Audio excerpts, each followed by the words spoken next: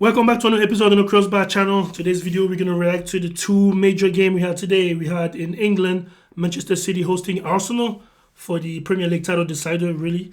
And in Italy, we had the Coppa d'Italia, where Inter Milan was facing Juventus for the semi-finals second leg. So, without wasting any more time, let's roll.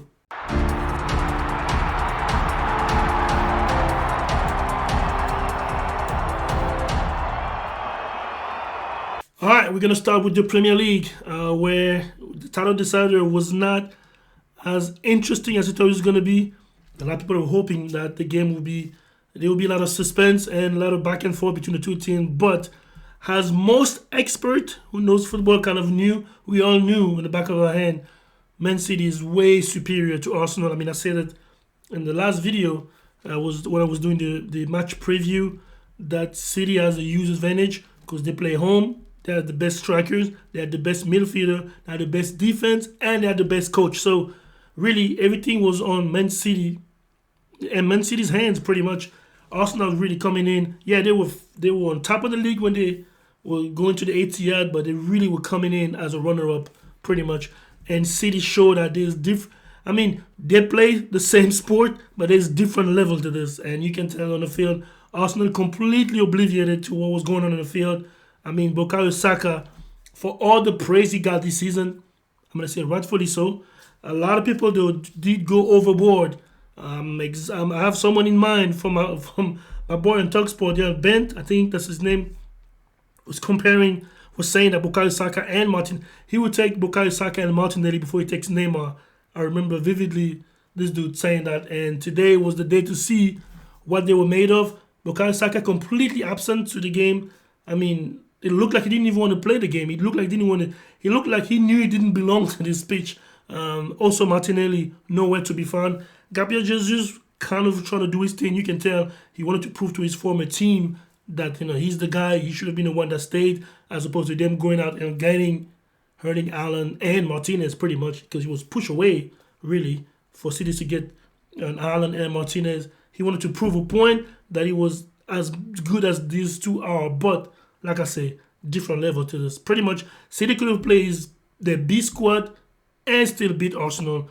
The way the game unfolded, it was all Manchester City. Erling Haaland, he was on a mission. He wanted to score, and I think Guardiola noticed that he wanted to score, so he kept him in the game, even though they were winning 3-1. He could have easily subbed him and De Bruyne to save him for the Champions League game coming up, or the next game really, because they still have like 2 or 3 games before the Champions League. He could have saved him and rest all the players, get them a standing ovation. But he knew Haaland wanted to prove a point and score in that particular game. And he did. He scored the last goal 4-1 for Manchester City. So does that mean the season is over for Arsenal as far as title hope?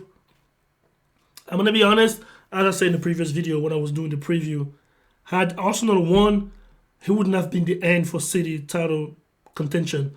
But the other way around, which happened 4-1 today, it's over for Arsenal, and Arsenal is losing the title, really. Not because they lost today against Manchester City. Pretty much anyone who kind of knew the history between the two teams, who knew the squad, the talent level, and the intensity level knew there's no way Arsenal could have beaten Manchester City. But it's fair to say that Arsenal did not lose the title based on that single match. They've lost the title 3 games before this match, really. And the draw against Liverpool, although I had said that it wasn't a big deal because he was expected to not necessarily win at Anfield, but the main 2 games that they lost this title for, if they lose the title, will be the game against Southampton and again was it West Ham when they draw. So the last 4 games, Arsenal only won pretty much 3 points in the last 12 games, because they draw against Liverpool, they draw against Southampton, they draw against, I think it was Aston Villa or West Ham. So that's 6 points that they lost, and today they lost all 3 points. So they only got 3 points out of the 12 possible the last 4 games, and that's why they lose the title. If they lose the title, it will be because of that. Because even though City was gonna beat them today, had they won those 3 games, or at least had they won the 2 games against dead last Southampton and West Ham, I think it was, they will still be on top of the league. But because it looked like they're crumbling under pressure, I kind of noticed it, that the pressure is getting into them. Bukayo Saka is not as sharp as he was January, beginning of the season, into January and February. Martinelli is not as sharp as he was. I can see Leandro Trossard is the only one that played to his level. also Gabriel Jesus, to be honest, and Chaka. It is easy to put a lot of the blame on the Martinelli and Bukayo Saka, but it's fair though, because whenever Arsenal wins, they're the ones that get all the credit. Also, Martin Odegaard. Odegaard was really a non-factor in this game. Pretty much all the guys that everybody been raving about this whole season, Saka, Odegaard, and Martinelli. These are the three guys that everybody would been putting above. I remember people picking, even saying they would rather have, what's his name, Odegaard over Bruno Fernandes. Odegaard was nowhere to be found today. Odegaard and Martinelli and Bukayo Saka, really. I don't know where they went, but they were not playing the same game as everybody was playing. But they're not the only ones. Thomas Partey as well. I think Thomas Partey was supposed to be the Rodri of Arsenal lineup. I think Mikel Arteta was trying to mirror the way Man City play. He had his Rodri facing, let's say, Thomas Partey was supposed to be the one getting Kevin De Bruyne picking up on one-on-one coverage. But it looks like Thomas Partey was like, he was roaming in the midfield, not really picking up his man. But he was supposed to be on De Bruyne the whole time. If I were him, that's what I would have done. If I were Arteta. And I thought it was so obvious in the first half. I thought Arteta was going to fix that in the second half. But they came in the second half with the same exact shape.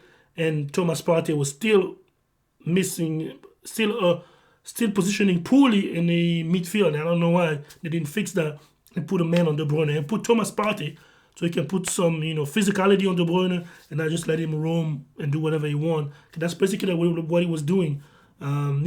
Arsenal had pretty much their starting 11 except Saliba.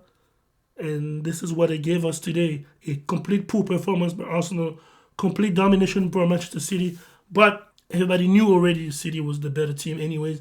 City could easily have played the B squad. City could have played Alvarez, Phil Foden, Riyad Mahrez, and still win that game today. That's to tell the difference of squad and the different level between Arsenal and Manchester City. So yeah, I think to me the title race is over for Arsenal unless, which I don't see, City dropping points against other team by the end of the season. But really, City has 2 games in hands on Arsenal, so it's pretty much over.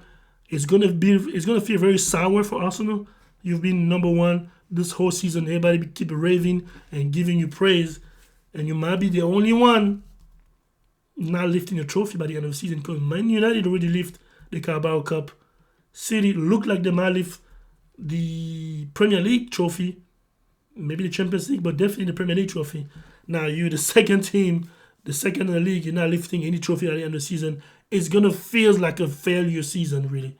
Now, to me, I don't think it is a failure because nobody saw Arsenal in a million years when the league started. Nobody even dreamt of Arsenal being top 4. And now they're second in the league, but it's still going to feel like a disappointment because, like I say, United lift a trophy, City's going to lift a trophy, Arsenal might not lift the trophy. So that's my 2 cents on the Premier League matchup of the day. Manchester City show their class. There's level to this, and Arsenal was not ready.